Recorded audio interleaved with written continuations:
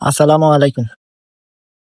সকলের দৃষ্টি আকর্ষণ করছি, যদিও এর আগে আমি ক্যামেরার সামনে কথা বলি নাই। এটা হলো আমার ফার্স্ট রেকর্ডিং।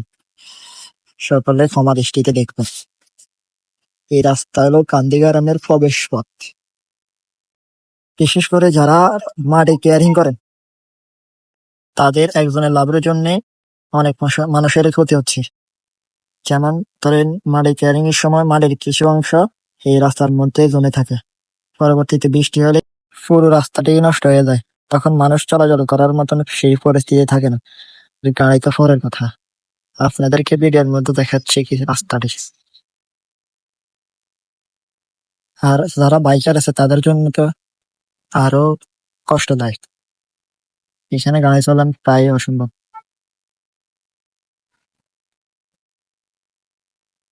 সে হলো রাস্তার বর্তমান পরিস্থিতি।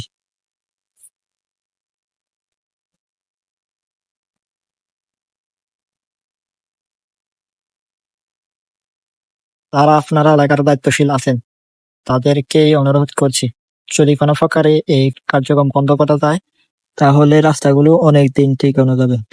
আর না হয়তো এই রাস্তাগুলো দ্রুত নষ্ট হয়ে যাবে। যদিও এই রাস্তাটা আমাদের কান্দি গ্রামের অনেকের স্বপ্নের রাস্তা। যারা বিশেষ করে ব্যবসার কাজে এই চাষের জমিগুলো নষ্ট করেছেন, তাদেরকেও অনুরোধ করবো এগুলো থেকে বিরত থাকুন। ব্যবসা করার আরো অনেক উপায় আছে। এই মাটি গিয়ারিং এ আপনার অনেক ক্ষতি। যখন বৃষ্টি থাকে না, তখন কিন্তু আপনার বায়ু দূষণ হয়। অনেক ধুলোবালু উড়েই রাস্তার মধ্যে গাড়ি চলে। আর যখন বৃষ্টি হয়, তখন তো রাস্তার অবস্থা পুরোই খারাপ। গাড়ি চলাচলের কোনো এই পরিস্থিতি থাকে না। বাচ্চারা যখন স্কুল মাদ্রাসায় যায়, তখন তারা চলাফেরা করতে পারে না, অনেক সমস্যা হয়।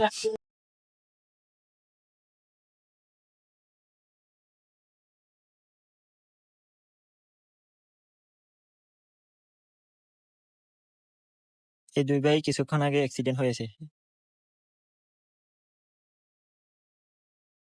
এই দুটি গাড়িকেও দূরে থেকে সতর্ক করা হয়েছে, তারা অনেক স্লোলি এসেছে।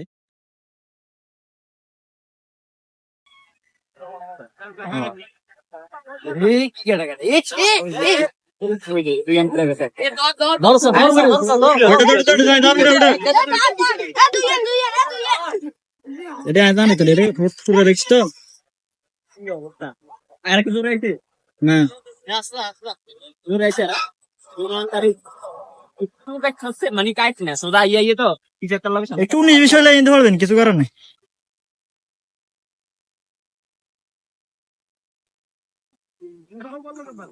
হবে একটু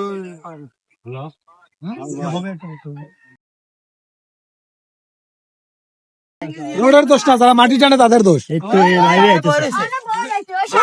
ভাই বেতাইছেন নি? গাড়ি তো দুই ছিল, গাড়ি দামলে একটু 19-20 হলে অ্যাক্সিডেন্ট হবে। তোরা হিসেব করে আনিস, সম্পূর্ণ দুই ছিল। ভিডিওটি শেষ পর্যন্ত দেখার জন্য ধন্যবাদ। ভিডিওটি শেয়ার করে দিন, অন্যদেরকেও এসব মাটি কেয়ারিং থেকে বিরত রাখুন।